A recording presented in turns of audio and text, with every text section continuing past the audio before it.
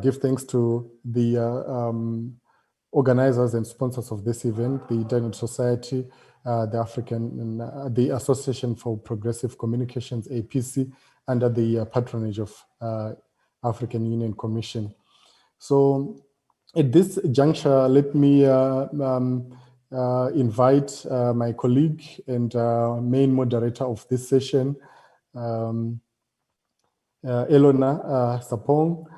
Eleanor Sarpong leads the policy and advocacy efforts with particular oversight on A4AI, country engagements, work in Asia, Africa, and Latin America.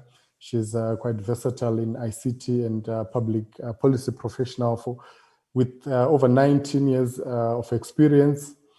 And today she brings 15 years of that experience with a particular focus on ICT regulation, taxation, access, connectivity, universal service, and data protection. Eleanor has worked in various ICT roles in Europe, Africa, and Middle East, and currently she's the Deputy Director responsible for policy and advocacy for the project A4AI. And welcome, Eleanor, and let me hand over to you. Thank you very much, Verengai. I'm really pleased to be here and very excited to join this conversation today. Such a timely conversation. Money makes the world go around, and of course, money does help connectivity, and we need to speak about how to look for funding as a very important topic. So we understand the purpose of this webinar is to look for public funding for community networks in Africa. And I think that it's important that we understand where public funding, when we speak about public funding, what that means. In particular, we have universal service funds. These are funds that are pulled from various sources. Mostly it's a surcharge or a tax on either utility companies or mobile companies or operators. And this is a tax that is taken away from them, either a percentage of their revenue, ranges from 0.5% to 2%, or in some cases, 5% of their gross revenues. And this is pulled into a fund that is used to connect, to increase connectivity in unserved or underserved areas. So this is just to give you an understanding of what these funds are when we speak about universal service funds. Now, most countries in Africa have some kind of public funding available in the form of universal service funds. But what we've realized over time is that a lot of these funds are being collected, all right, but they are not being utilized. And even when they are utilized, you have a challenge with some of the technical capacity of the fund, that is the administration of the fund, to be able to ensure that there's equitable distribution of the fund, or to ensure that the fund are being used for to connect and serve communities. Also, we do realize that a number of these funds do not have a way of ensuring that community networks are able to access the funds. And at A4AI, we conducted a research about 2 years ago that showed that over $400 million of these funds are sitting unused in Africa alone. And imagine what these funds could do if they could be deployed to unlock connectivity to a lot of places, and particularly to target a lot of marginalized and unserved communities. And in particular for us, targeting women for digital connectivity and for skills as well. So the objectives of this webinar for us is to understand what understand what universal service funds are and the mandates that they have, and also to identify some really good examples of how these funds are being utilized in other parts of the continent, and what some of the challenges are, and how these funds can also help to serve community networks or community-owned networks, and look at possible partnerships that exist and which ones can be cultivated to ensure that we can explore and ensure that there's meaningful connectivity across the continent. So we have a very august panel with us today, people who are very well versed in the universal service and access fund space. The first panelist I have is Victor Asante. Victor is a senior manager for research, monitoring, and evaluation at the Ghana Universal Service Fund Investment Fund, that is GIFEC. And GIFEC is the Universal Service Fund for Ghana. And I'm privileged to have served on the board of GIFEC some years ago. So I do know that they are doing some really wonderful things. And Victor is very instrumental in ensuring that this is happening. So Victor, welcome to the panel. And then I also have Nthabiseng Pule. Nthabiseng is the outreach manager, the Cybersecurity Capacity Center for Southern Africa, and the former head of Lesotho Universal Service Fund. And you can't get it better than this. Somebody who has managed a Universal Service Fund and who understands the intricacies of it all. Nthabiseng's profile, she's now the project lead as well, but she's got over 10 years as IT manager and 6 years as administrator of the Universal Service Fund as well. So we are very happy to have you, Nthabiseng, on this panel. Finally, I have Dr. Charley Lewis. Dr. Charley Lewis is an independent analyst and a researcher and educator and a leading international expert on universal access and service. His knowledge also covers areas of a broad spectrum, as well as ICT policy and regulation. And he's been recently appointed to the Council of the Independent Communications Authority of South Africa, ICASA, but he's speaking in his own personal capacity on this panel. So we are very excited to have all three panelists here. I just want to make sure that you are here. Can I see you, please?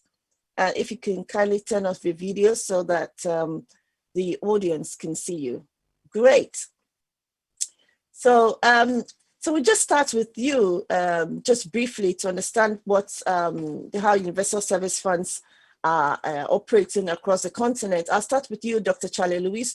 From your experience in South Africa, can you let us know how funding attempts have been, how successful they've been in South Africa, and what experiences you've been able to draw from it? Thank you, Eleanor, and thanks very much to the organizers for inviting me to present here this afternoon. I just wanted to double check. I understand I've got 20 minutes. If it's less, I will obviously shorten what I have to say. And you, I'm sure, will bring me up short if I get too carried away. So definitely. I'm going to talk a little bit about universal service funds in relation to community networks.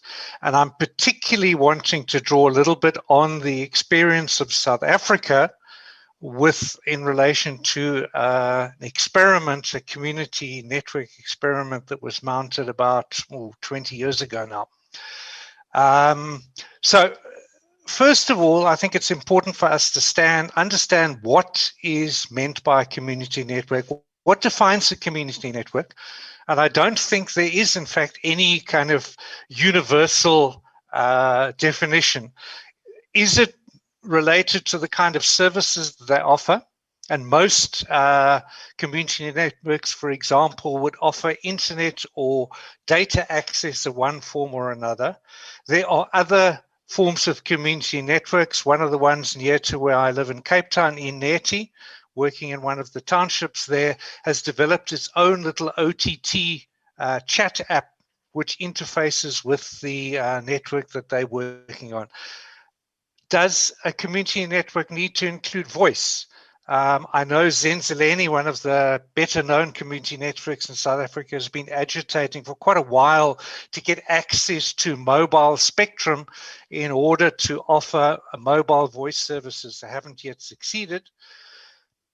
Is a TV white space provider a community network? So Is it related to the kind of services we're offering, or is it related to ownership? Does it need to be community owned, community driven, community managed?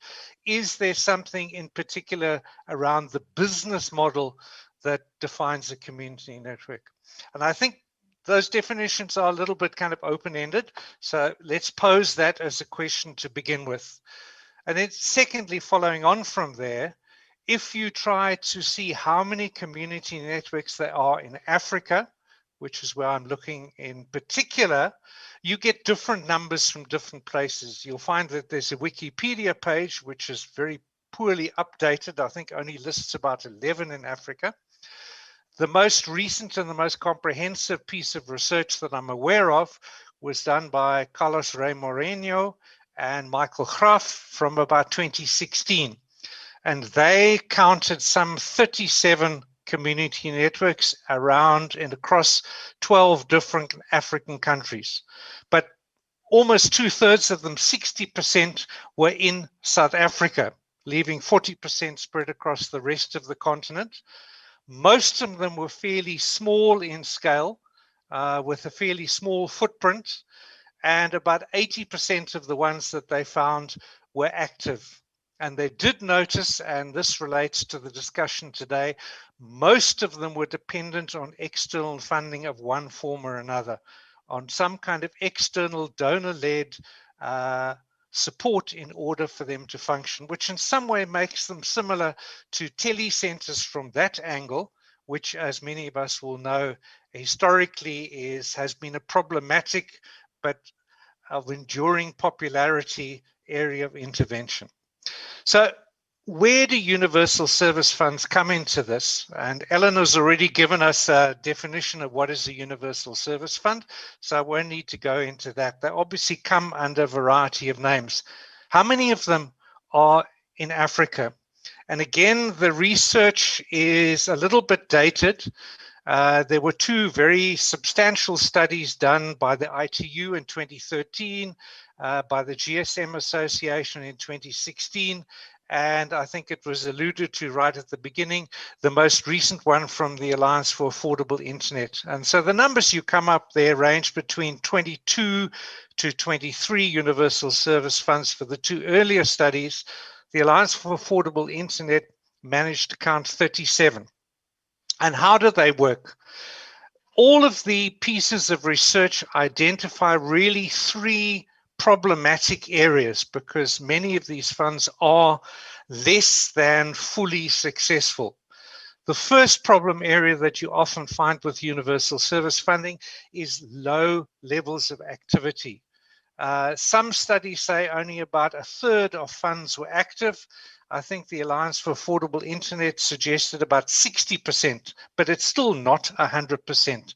So they're characterized by low levels of activity. Secondly, they're characterized by a lack of transparency.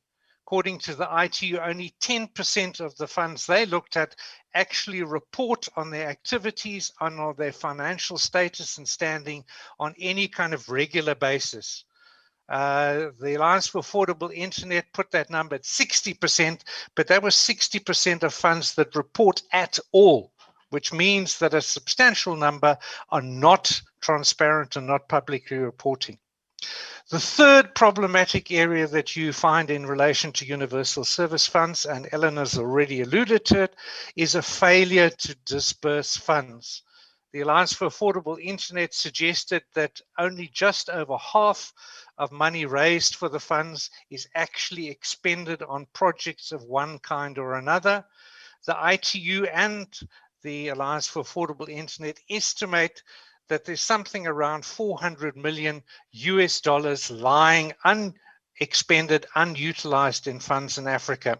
But we need to note that that number is very, very hard to come by, given the lack of transparency in reporting. So that's the background in relation to community networks and universal service funds. I want to turn to look at an experiment that was mounted in South Africa beginning around about 2000. It is the subject of a chapter in a book that I wrote, And it was a move to license what they called under-serviced area licensees. And it began in about the year 2000. It was local licenses for people to provide services in under-serviced areas. You obviously remember the time that we were in around about 2000. We weren't even thinking about broadband. Really fixed was where things were at. Mobile was really beginning to take off, but hadn't quite yet surpassed fixed in most countries in Africa. The particular model that was used in this intervention came from a proposal, interestingly enough, given the subject that we're talking about, by the National Telecommunications Commission, I think it is, Council of America, NTCA. And they proposed a model that was based on cooperatives, because it's the National Telecommunications Cooperatives of America, or Association. They proposed a model that was centered around the idea of community-driven cooperatives to provide telephony services in areas that were not reached by what was then largely the fixed line network. And they proposed also that funding would be made available for these models from the Universal Service Fund.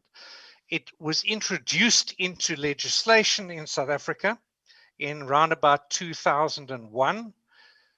The minister identified across the country some 27 areas which were designated as under-serviced, and I will come back to, there's a problem with that designation. I'll come to that a little bit later. The first licenses were, however, only issued to the first 7 applicants in 2004, some 3 years later. A further 20 entities, companies got licenses over the next 4 years. So that was around about 2008. You effectively had 27 under-serviced area licensees providing telephony services in rural areas. The outcome of that rather disastrous and failed experiment is that all but one sank without trace. There's only one community, one of those under-serviced area licensees that is currently still in operation under a different name, and it's effectively working as an ISP in one of the cities of the Eastern Cape in South Africa. So looking at the failures of that model, I think there are some interesting lessons that can be drawn in relation to the funding of community networks. The first of those lessons relates to the question of policy, law, and regulation. Policy obviously drives the legislation, which in turn results in regulation. And it's very important that policymakers and regulators need to be committed to the model that they're implementing. It's very important that that linkage between policy down to regulation is closely aligned. In South Africa, for example, and I've already alluded to that, there were enormous delays. It took several years for licenses to be issued. It took even longer, and many of the licensees never got access to the necessary spectrum. At that point in time, many of them were attempting to offer CDMA services, if anyone remembers what that was. And there were all sorts of problems with accessing money out of the Universal Service Fund. Secondly, there was a lot of opposition from incumbent mobile companies and the fixed line company in South Africa. In particular, the model, and I'll come to that again, was developed around asymmetric termination, asymmetric interconnection rates, which would have created a very good revenue stream for these under-serviced area licensees. The incumbents permanently, and in the event it fell off the agenda. And thirdly, the rollout was overtaken by events. By the time that the first licenses were issued, there was enormous pressure on the ministry to liberalize the sector. and they moved through what was sometimes referred to as the little bang to liberalize certain services. In 2005, they developed a new piece of legislation, the current Electronic Communications Act, which no longer provides a license category for underserviced area licensees. So there were a lot of policy, legislation and regulation difficulties. Secondly, the problem area was for these particular licenses is how viable was the market. They were licensed in 27 underserviced areas, but their licenses were based on tele-density figures that were, number one, were fixed line tele-density figures. Number two, they were something like 5 or 6 years out of date. And if you'll remember what was happening at the time is mobile was taking off. It's in the early 2000s that mobile overtook fixed. And so by the time the licensees got their licenses, they were operating in areas where already more than half of the local communities had mobile telephones. And they were trying to sell fixed mobile telephones. In other words, you could move around, but you couldn't leave the underserviced area. Otherwise, you couldn't use your service. They were trying to use voice over IP, which had just been liberalized. So they were competing in a market that just was not viable at all. Who would want to buy a service from one of these licensees when they could get something better of national coverage from a company like Vodacom or MTN? Thirdly, there were problems, and these are all areas that will need to be sorted out in relation to community networks. There was problems with the business model. In the South African case, there was an enormous amount of emphasis on the ownership and control of the model, making sure to historically disadvantaged people in South Africa with this particular apartheid history, but it included communities, it included women, it included youth, etc. Created a model that was very difficult to manage the networks that they were trying to roll out. Secondly, the model was far too dependent upon external funding, either from the Universal Service Fund, which I'll come back to in a minute, or from venture capital and other sources of funding, which were often very hard to tap into. Secondly, or thirdly, the model was highly dependent upon asymmetric termination charges and on the use of voice over IP. Once those two fell away, the business model was problematic. There also was an attempt to create for a number of these companies a shared services entity that would manage billing, back-end, and office functions around what they were offering. That fell away. There were attempts to provide training. Those fell away. So the business model was highly problematic and led to the failure, which would imply that for community networks, a clear business model needs to be developed. A fourth area of failure was in relation to the Universal Service Fund itself. It was allocated amounts which sound large, 5 million to each licensee per year over a period of 3 years, but that was minuscule in relation to the cost of rolling out the kind of networks that they were trying to do. Obviously, bear in mind that these were covering larger areas, so it's a much more substantial undertaking than a community network would be. The funding was very slow to arrive. It was too tight to roll out. Sorry to cut you. I thought you had, you have about 3 more minutes. Yeah, no, I should be able to finish within 3 minutes. I'm watching my clock here. And the process was far too bureaucratic.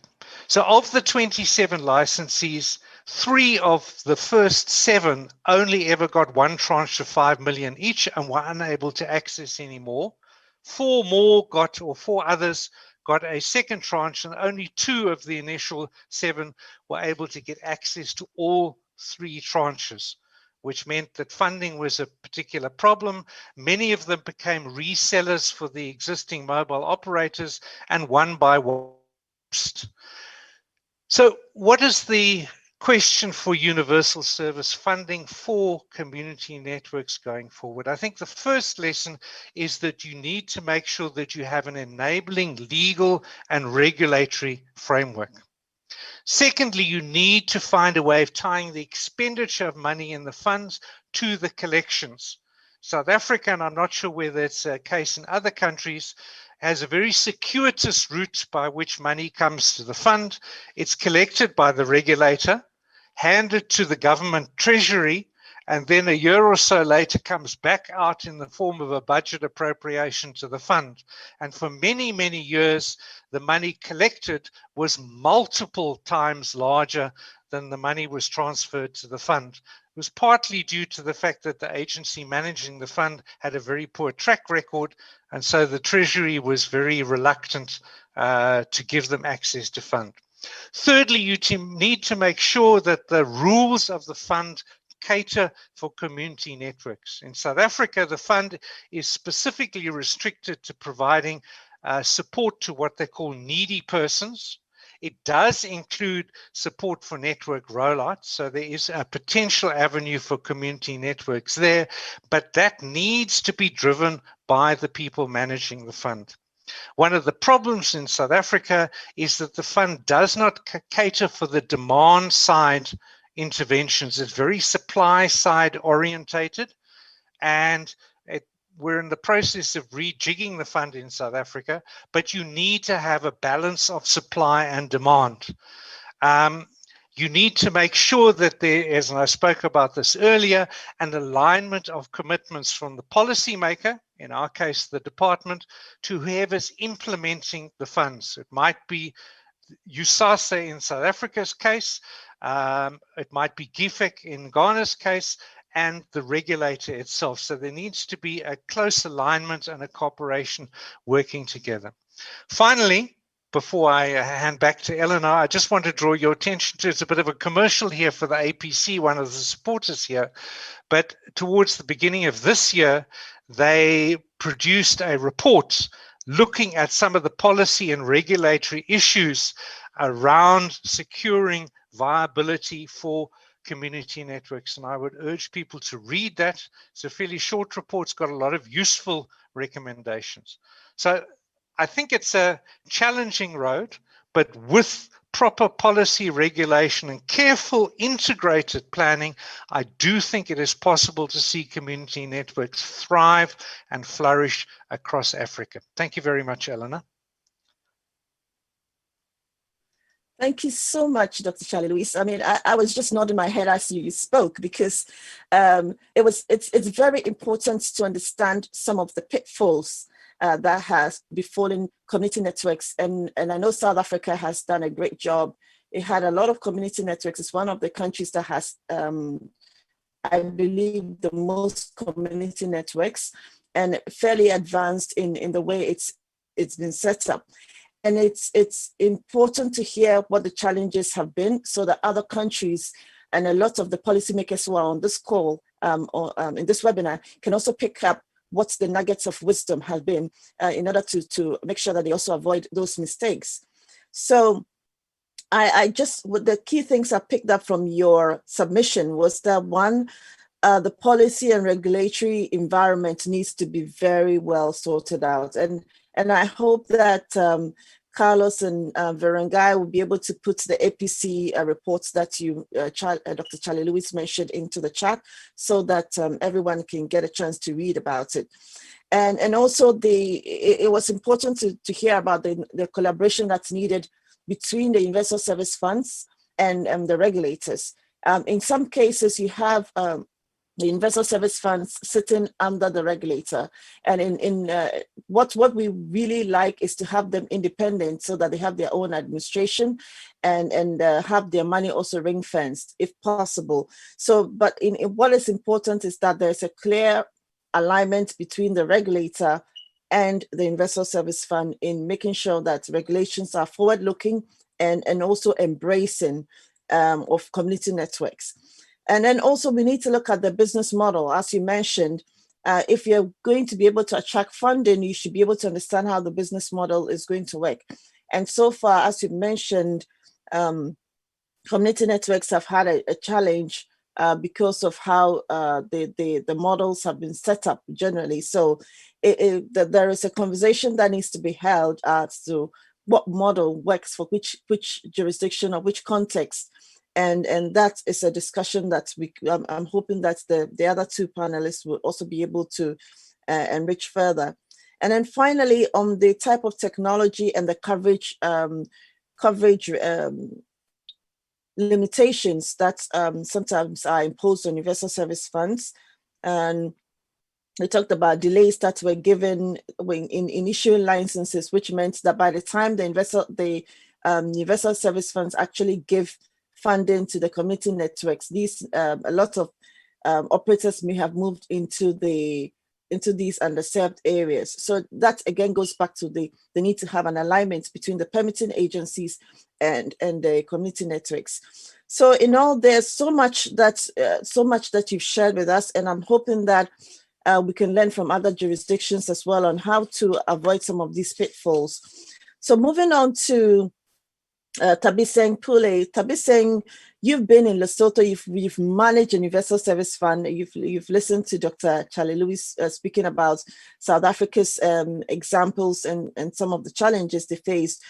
You know, why do you think that governments and policymakers, and you used the Lesotho example, collect these funds, but these funds are often underutilized or are not utilized for community networks? I would love to hear the example of your experience in Lesotho and what key lessons you can also give on how we can overcome this challenge. So Nthabiseng, over to you. Thank you, Eleanor.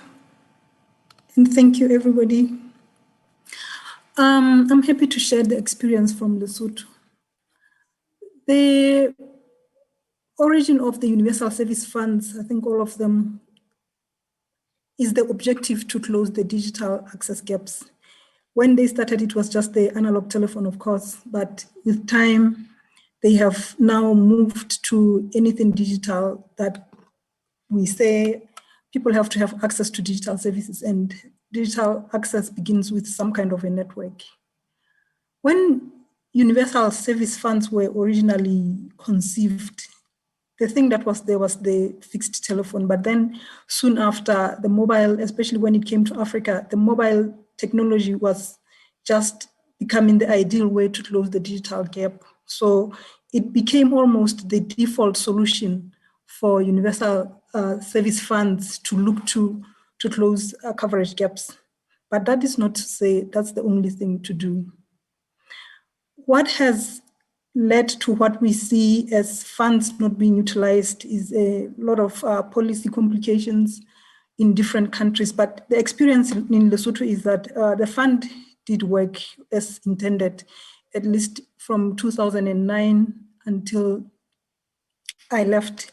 Every year we were able to disburse all the money collected, with the exception of a few years where there would have been reasons why the disbursement didn't happen. For instance, because the collection was too low to be effective. But when there was sufficient collection, the amounts were always disbursed.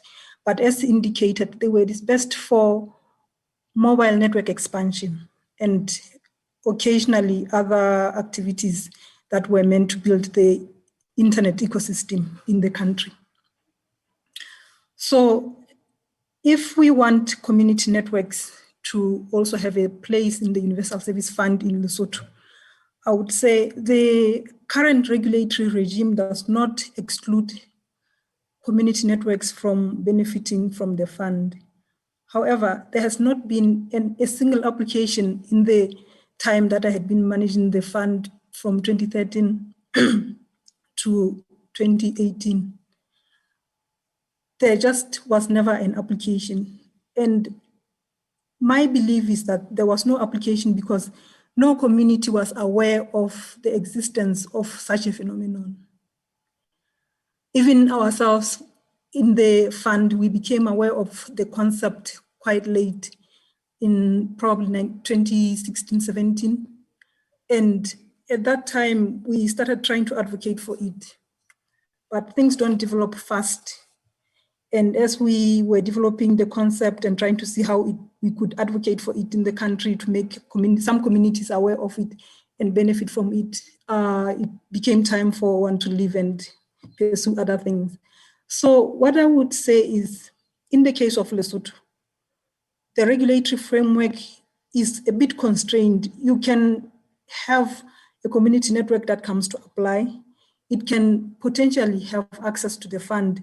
But when it comes to getting the operating license, that's where I see a constraint, because there's one class of license that you just register, you don't apply for a license. It's a class license called ISP. But with that license, things like backhaul would still have to be the business of some other, where you would be mandated to lease from the bigger operators, depending on whether it would be affordable or not. It can work or it cannot work. So if funding is made available, the question from where I stand would be, would that start with first training and creating awareness among the community so that first they set up an entity? Or how do you get some community interested in setting up a legal entity that can then apply for a license and start operating a network? So those were hanging questions that I couldn't answer while I was still in the office, but I hope they will get answered sometime soon. Thank you. Nthabiseng, thank you so much for mentioning that. I also see that you speak about the challenge of policy and regulations, and then also you've added the awareness creation. How do you think communities can be made more aware about this opportunity? Whose responsibility should it be? About the opportunity of community networks, so that they can also galvanize and try to tap into the funds that are available. Okay. My approach when in 2017-18, I was thinking about it, it was to go to the underserved areas. Like you have some significant towns where the service is not good, and otherwise the community has a lot going commercially. So it would be to start mobilizing from that point, maybe talking to a few schools, a few business people and individuals, of course, convening them through the chief. Here we're still traditional people who work through chiefs, and make them aware, maybe even do some case studies with them to make them understand how they can get better service, because these are the people who are already using the internet, but the internet they are using is from the GSM networks, and it's just not of a good quality. They need to do their business, and they are aware that they are being underserved. So the motivation would be there for them to solve the problem themselves as a community, if given the opportunity, and if they were aware that such an option existed. That was going to be my starting point. An example would be the similar communities didn't have access to broadcasting services.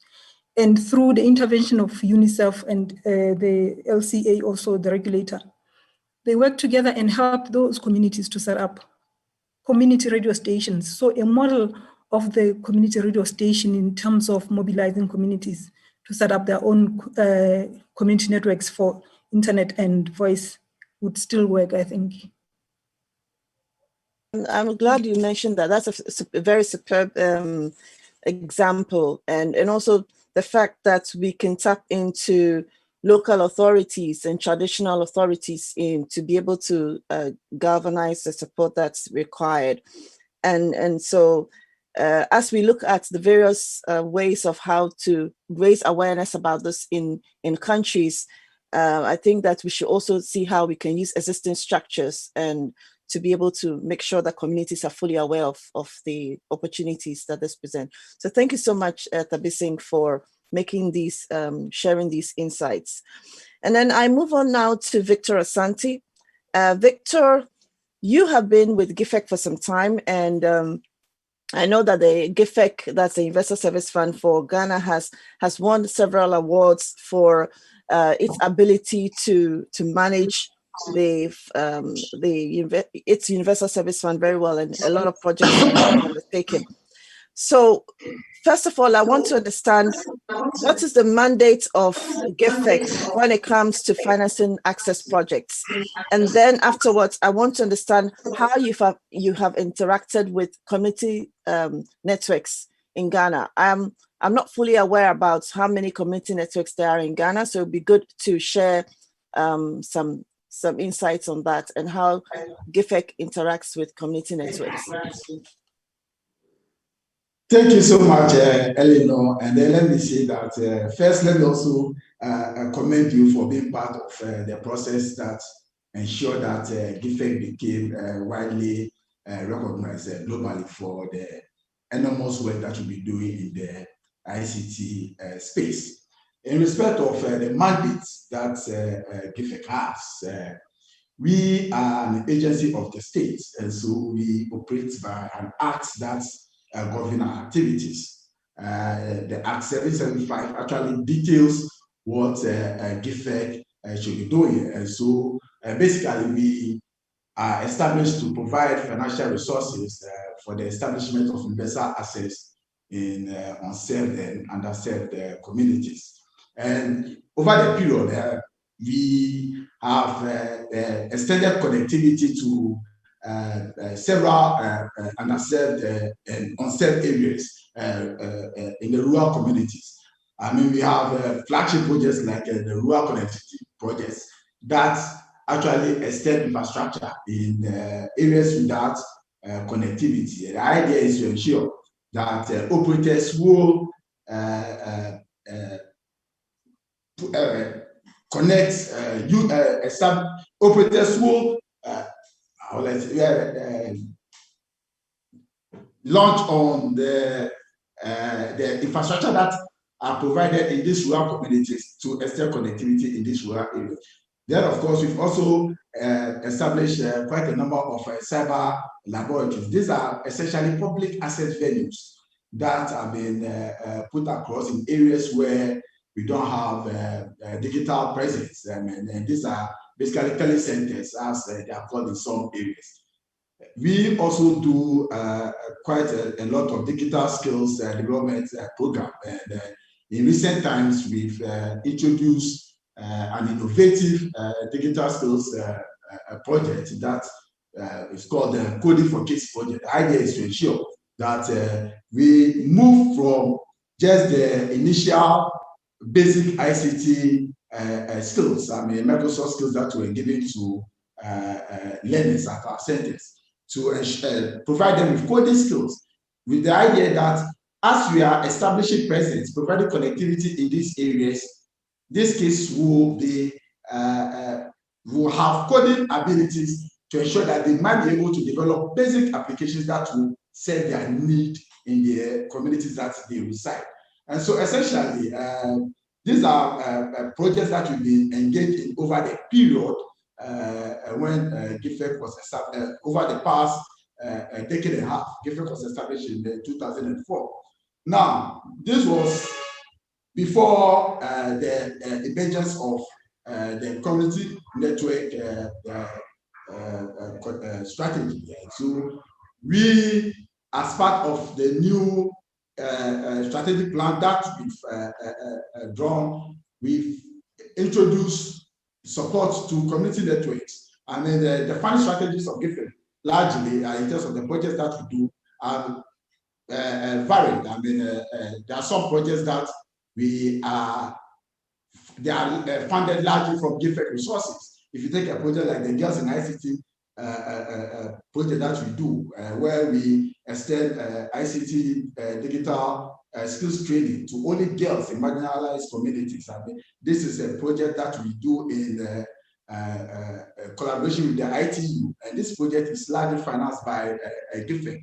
Then, of course, also we do have public-private partnerships. I mean, if you take the rural connectivity project that I mentioned earlier, it is something that we do in collaboration with other operators, like telecom operators and then solutions, infrastructure solutions provider.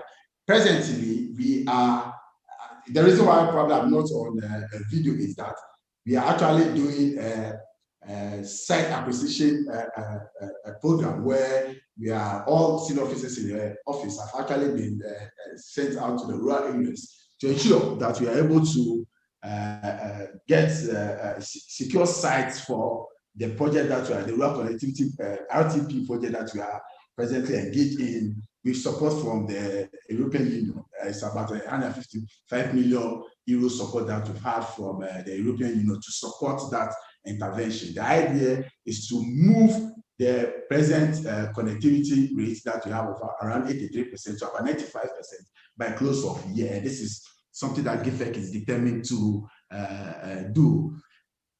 Then again, we also do have as a funding strategy where we have donor support. Just a week or so ago, we had support from ITU and then of course the Norwegian government to support GIFEC in extending digital skills training to rural areas.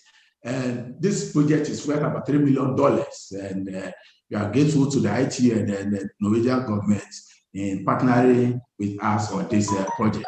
As I indicated earlier, when GIFEC started, I mean, this community network wasn't really something that had been made. But in view of the fact that if you take all the connectivity projects that we are doing, we might still be having communities, despite the models that we use, we might still have communities that will not have connectivity. And in our estimation, over 4,000 of these communities are likely not to be connected by any of the models that we deploy. And so this makes a strong case for adopting the community network strategy. And in so doing, in our strategic plan, we have what we call the 4 Ps. I mean, the public-private partnership, and then, of course, the people angle. What this strategy seeks to do is to support community-initiated projects. And that is where community networks also fall in.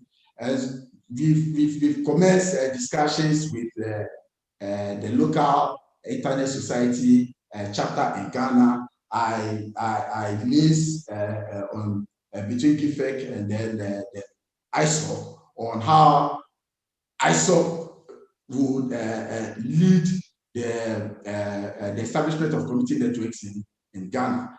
And so I do that liaison.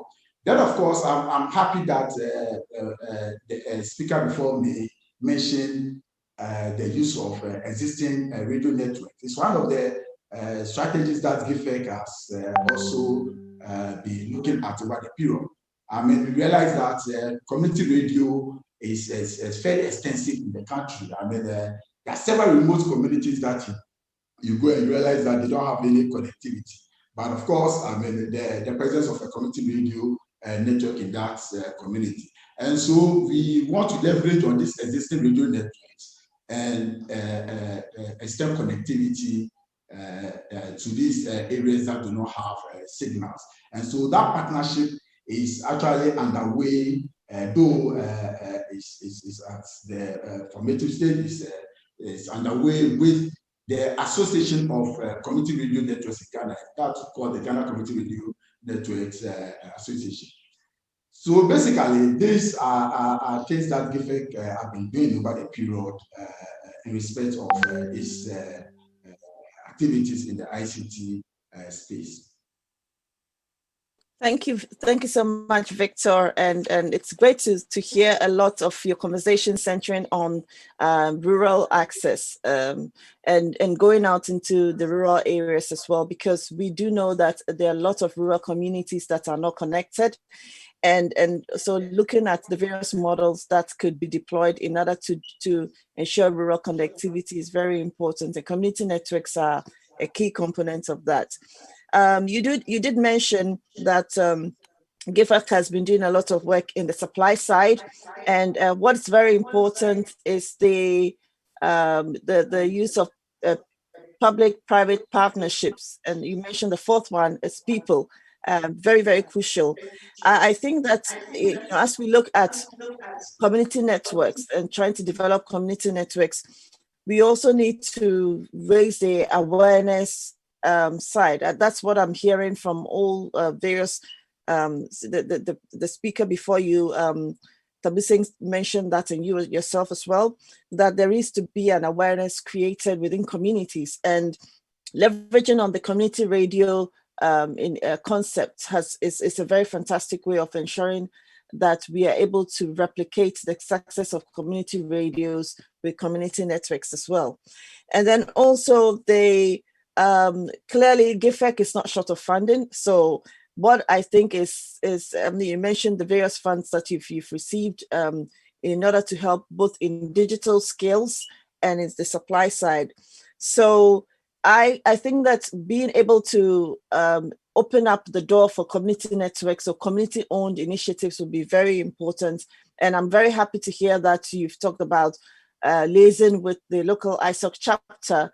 And of course, in even with the Alliance for Affordable Internet Ghana coalition as well has also been working on some of these issues. I think it's very important to have this kind of partnership in order to be able to open up the ecosystem for more opportunities, and then particularly for funding opportunities to start community networks.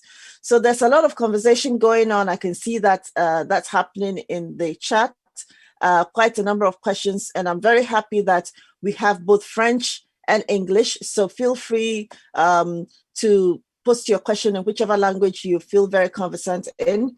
And then my co-moderator, Verengai, would be reading out some of these questions. And I hope that we can put that to the panel on some of the important questions that are coming up. So Verengai, are there some burning questions that you could speak? Thanks, Eleanor. Yes, we do have some very interesting questions, but also opinions and some comments from the participants. So I'll read some of those, and some of those are not really addressed to a particular panelist, but are general in nature. So let me start with the first one that says, and it's coming from a colleague in Kenya, who says, what are the key points one needs to pay attention while seeking for funding for a community network from the Universal Service Funds? So I think this participant is actually looking for some tips on what this Universal Service Funds may look for in giving funds for a specific community network. Let me also share this one. This is quite interesting. This participant is interested to know what happens to the underutilized or unused funds. I think we have shared quite a number of reports, and there's also been quite a number of discussion on these funds not being utilized in different countries. So the participants wants to understand what really happens to such kind of funds. And then lastly, on this round, this participant has an interesting opinion, and they've asked if, let me read it directly the way it's put. Is it true that there's less transparency in the management of these funds?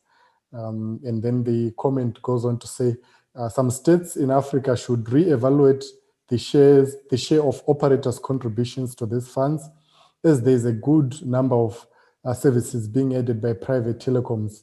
So states should also benefit from this to increase the money sources. So let me pause there, Eleanor, and probably give our participants, our panelists, an opportunity to respond to this. Wow, issue. there's some really thought-provoking questions there. I think that the first question of what are the key tips that community networks should have in order to attract funding? Dr. Charley Lewis, would you like to take this? Because I think you mentioned a few of those in your submission.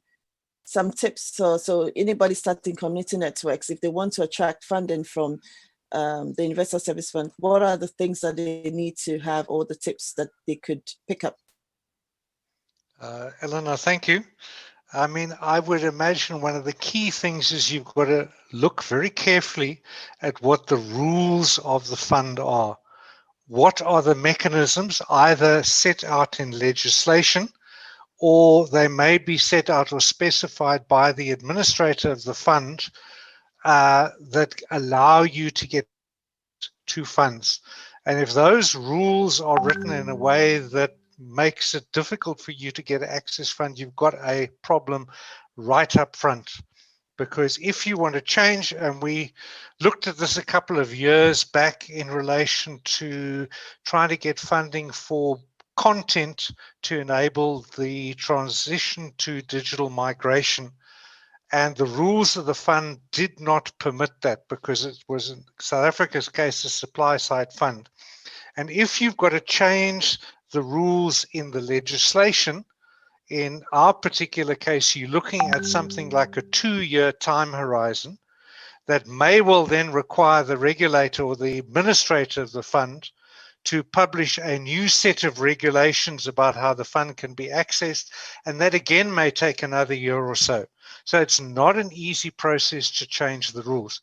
If you want to access the funding, you certainly, first of all, need to look at what the rules are, and can the rules be utilized in order for you to get access to funding. I do want to say that I don't think the fund administrator should simply sit there, fold their arms, and hope that applications are going to come in from community networks. I don't think as a fund administrator you need to be passive. Some of the best practice in relation to universal service funding involves doing proper workshopping, consultation process with stakeholders, which hopefully will identify community networks as a valuable resource, a valuable means of addressing the digital divide of providing universal access and service, and therefore earmark funding for that particular process, so that as a funder, as an administrator of the fund, you can then actively go out and solicit applications. But they also would need to work very closely together with the regulator. It's no good if you give money to a community network and then the community network cannot get a license to operate either infrastructure or services, cannot get spectrum. So there needs, that's why I spoke earlier about the alignment between policymakers, regulators, and fund administrators. So you need to make sure all the boxes are properly in alignment, that you can tick them one by one as you get access to your funding. Let me stop there. Thank you very much. It's, you know, I'm so glad you mentioned that. Victor, did you want to come in? Yes, in addition to the regulatory issue that Charlie mentioned, I mean, for GIFEC, we've recognized that the dynamics have changed, and there's no way we can do without the community networks. But we are also encouraging that community networks shouldn't, or potential community networks shouldn't work in silos. I mean, there's a need for us to deepen that engagement processes through a more multi-stakeholder, using a more multi-stakeholder approach. And so whatever strategies that potential community network wants to do, at least you should get all the key actors on board. So you get GIFEC, as ISOC has started, GIFEC is on board the committee that ISOC has put in place to establish a community network in Ghana. Then, of course, there's a need to get the regulator and then other key actors. Using that approach, it is likely that funding, I mean, understanding the mechanisms of the community network might not be alien to the USF, for which support can readily be extended. And then again, if you look at the public access venues, that was the thing when the USFs were started. I mean, a decade ago, we are all running around putting up community information centers. But as the dynamics change, you realize that these telecenters have now become the fact. I mean, and so if community network, potential community network operators are coming up, they should make sure that whatever plans that they are bringing up for support should highlight the sustainability. But that is critical, because if you look at how telecenters have now become, I mean, in as much as you want to bridge the digital divide, we are not also interested in extending support that will lead to we have the white elephants over the place. Yeah. Those are some really good points you've raised. I mean, the key for collaboration. I think sometimes we do assume that universal service funds understand the concept of community networks. So clearly, community networks will also have to do some proactive engagement, as you mentioned, to ensure that they bridge the knowledge gap, and then also speak about raise more awareness about their model and how sustainable it could be. So who's bold enough to take what happens to the underutilized funds? Nthabiseng, did you want to tackle that? Often, thank you, Eleanor. Often funds are underutilized because there's no strategy. The first thing with a universal service fund is to have a strategy, maybe for 3 years, 5 years, to indicate what will be the areas of focus. Once the strategy is not there, the money will just remain unused. And when developing the strategy, it's always best to include all stakeholders. So if a community network existed at the time of developing the strategy, obviously they would have an input into areas that were of interest to them. But if they don't exist, maybe issues that relate to them get overlooked because there was nobody to talk on their behalf. But for all other entities, when the strategy was developed, they were able to make an input and the plans would be aligned and balanced accordingly. But without a plan, there's a likelihood that the funds will not be used, or they will be used, but for the wrong things. Yeah. And I think that's what we really want to avoid, that you have a situation where you have over $400 million of funds sitting unused based on the research that we did. And that is something that you want to avoid because of some of the bottlenecks that we have. And then there is the last question about transparency.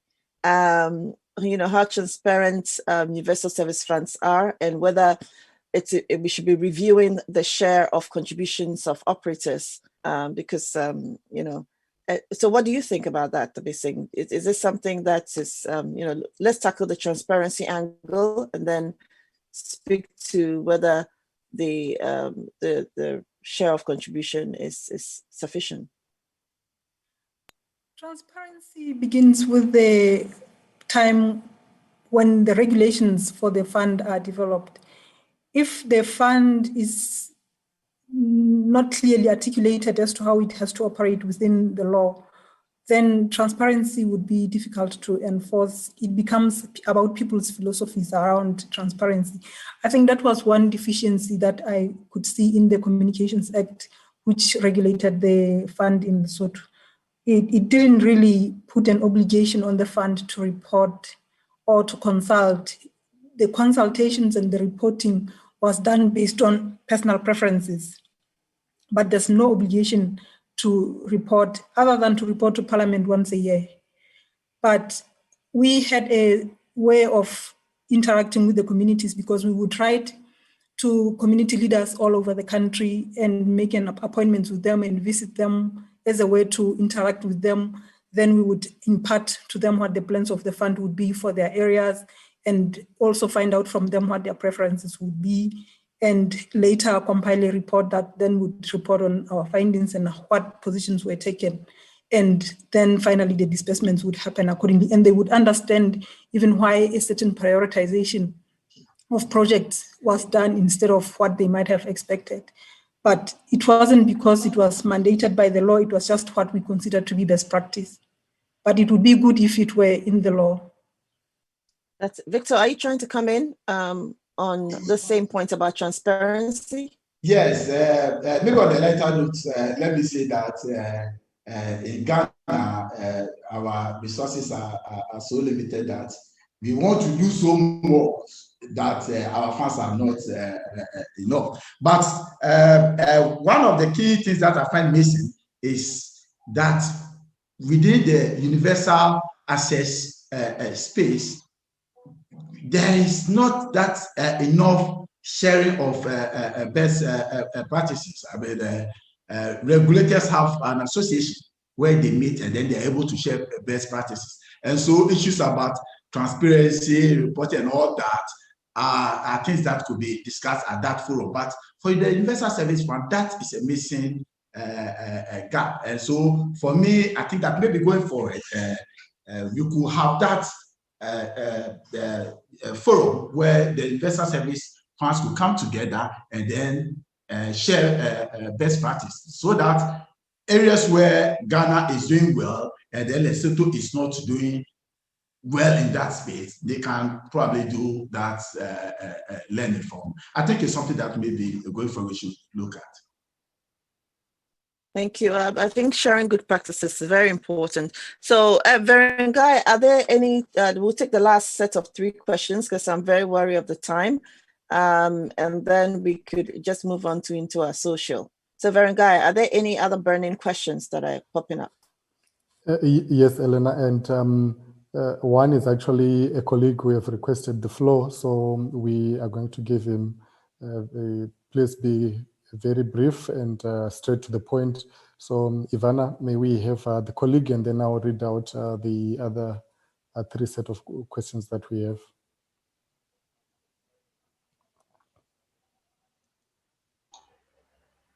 Yes, Verengai. I allowed Abubakar Sitan Siddiqui Keita from ISO Guinea to speak, so please speak up.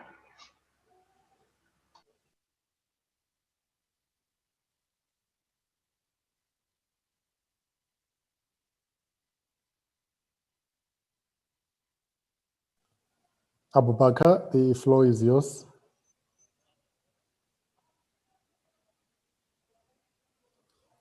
Okay, whilst we wait for Abubakar to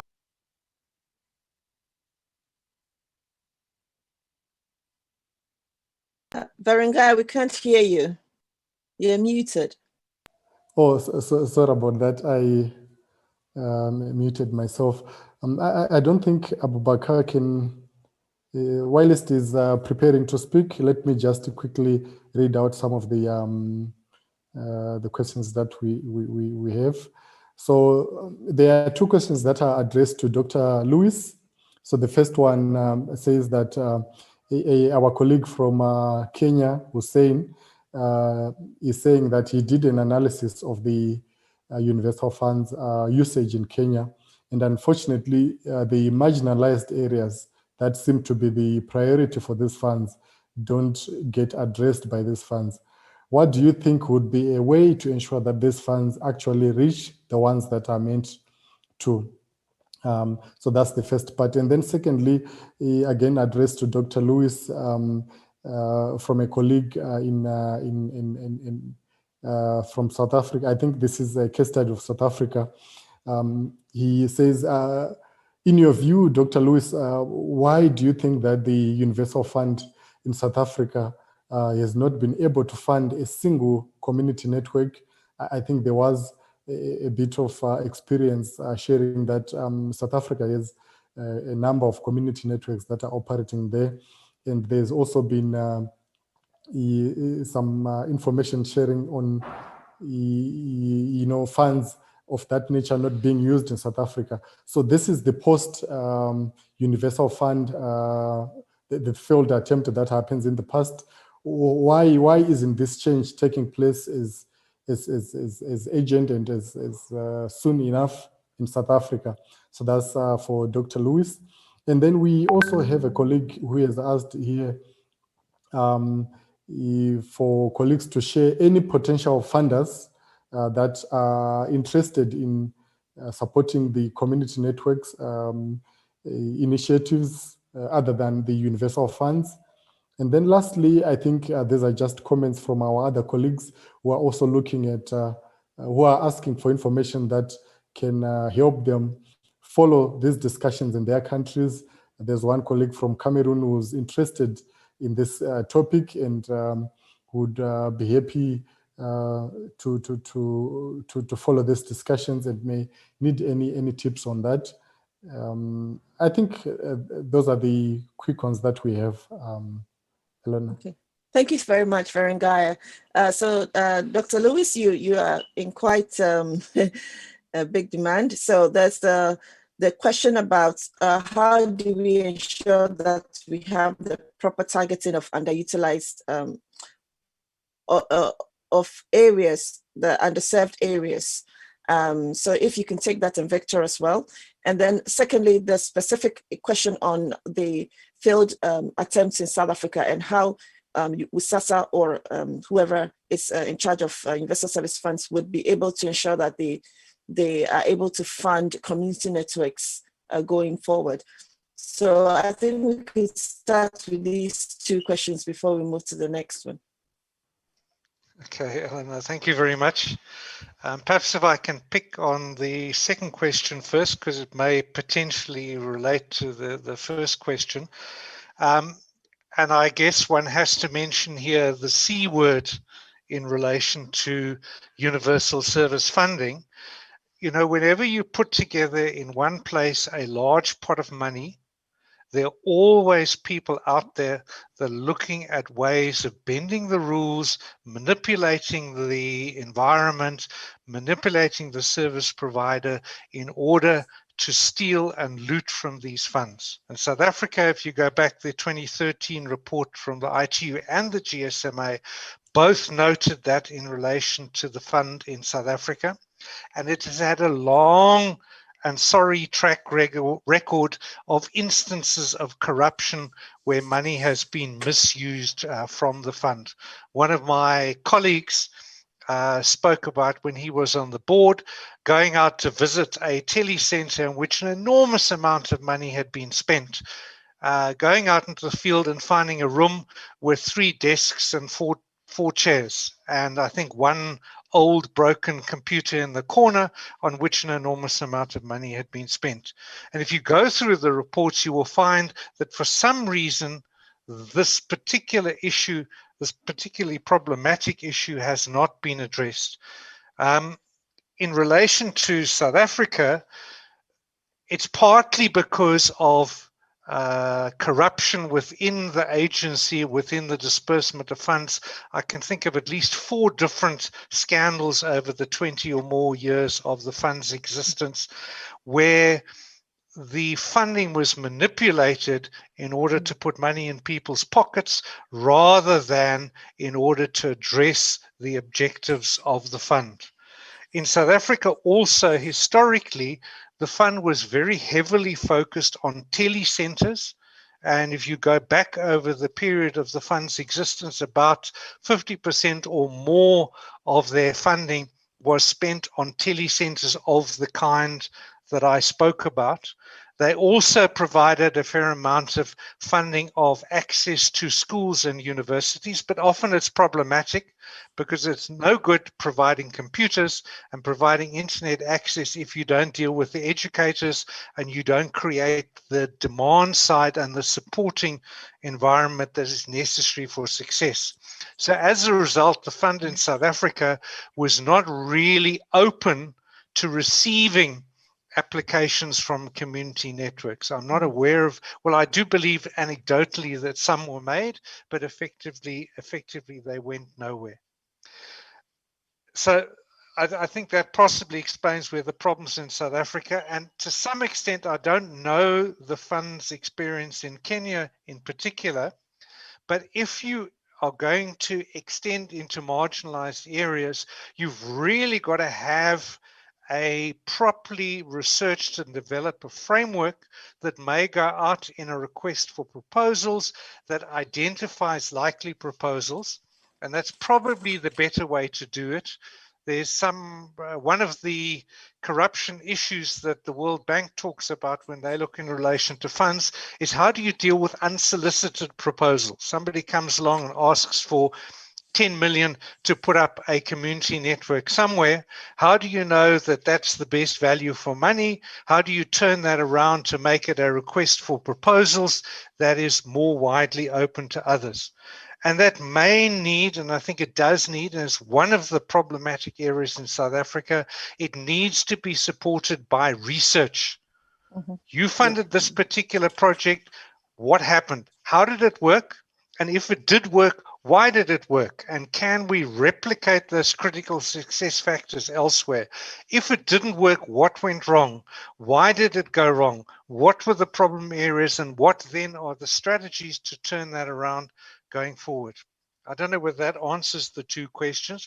Last, while I'm on the floor, if I may just make a plug for community networks, I think it would be very important for some kind of umbrella structure of community networks across the continent to share experiences, identify common problems and pitfalls, share research into successes and failures that would allow them then to interface with policymakers, regulators, and those who hold access to the purse strings in order to make community networking successful. And I think, you know, as we move into the era of TV white spaces, dynamic spectrum allocation, local spectrum licensing, I think there's an enormous opportunity here for community networks to make a space for themselves in underserviced communities. Thank you. Thank you very much. Dr.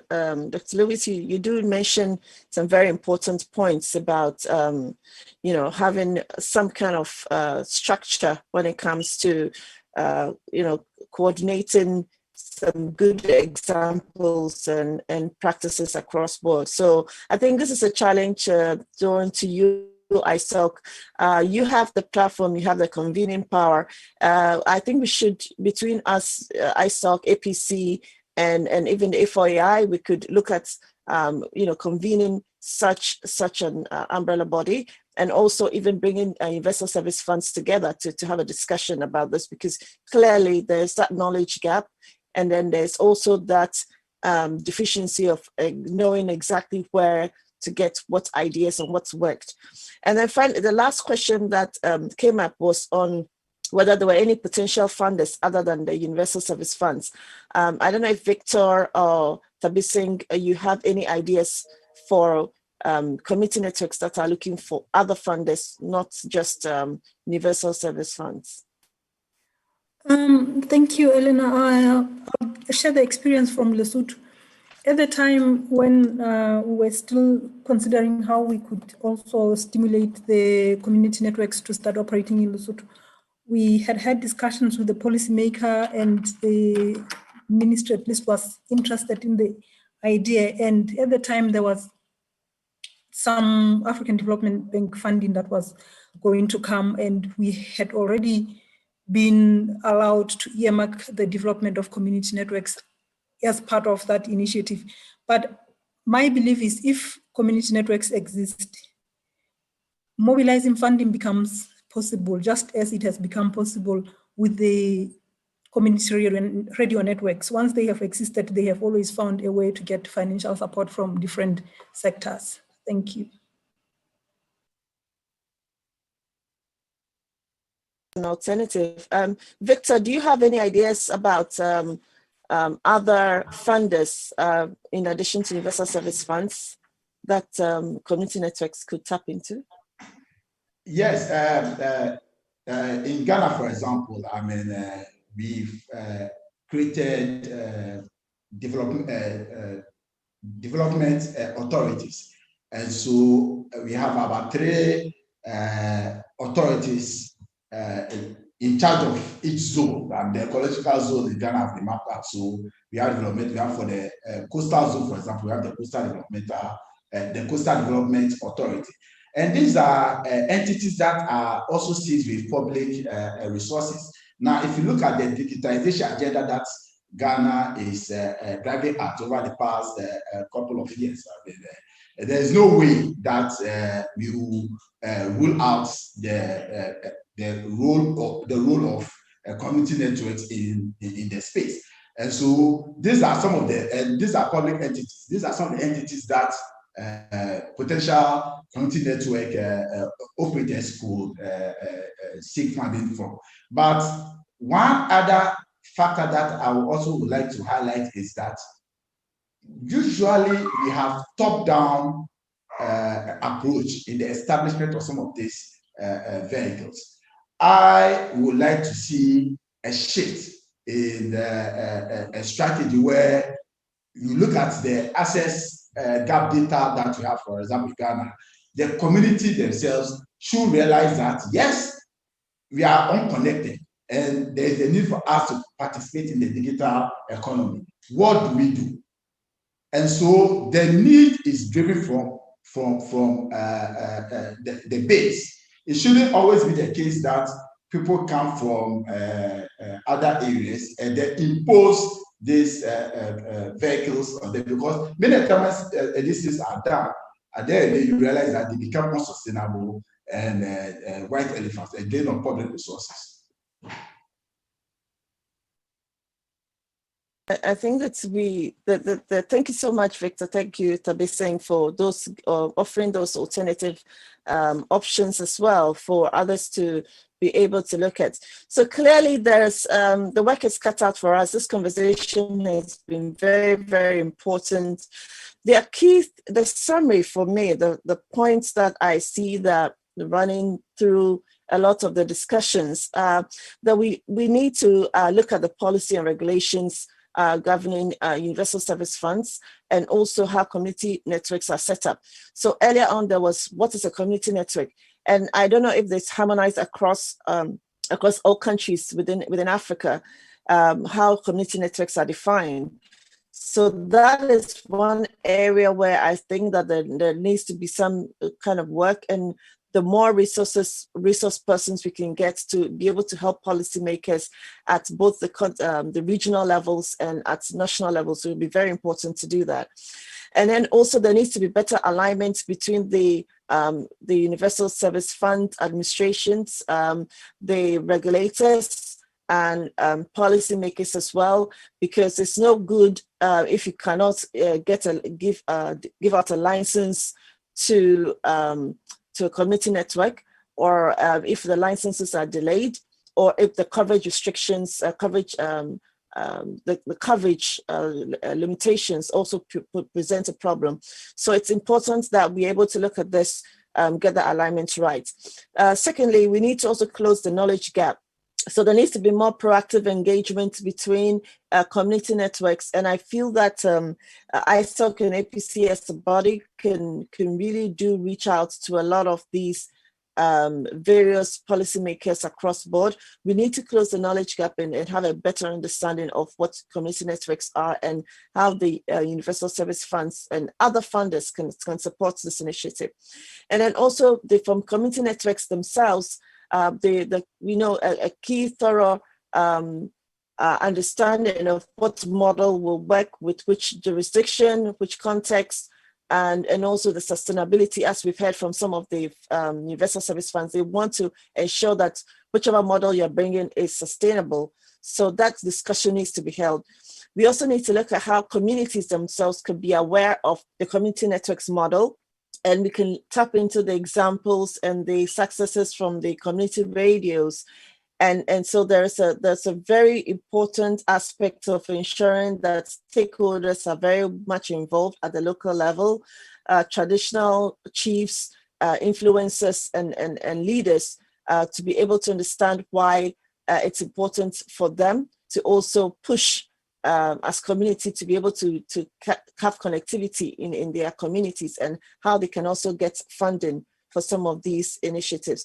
So clearly there is a lot of excitement about community networks. As COVID-19 has shown, connectivity is very, very important. It makes a big difference. It's now a lifeline.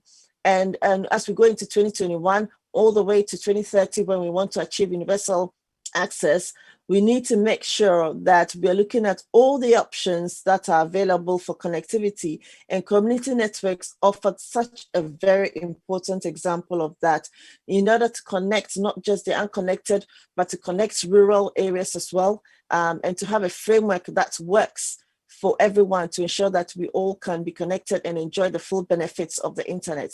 So I'm really, really grateful for your time and for all the interactions we've had.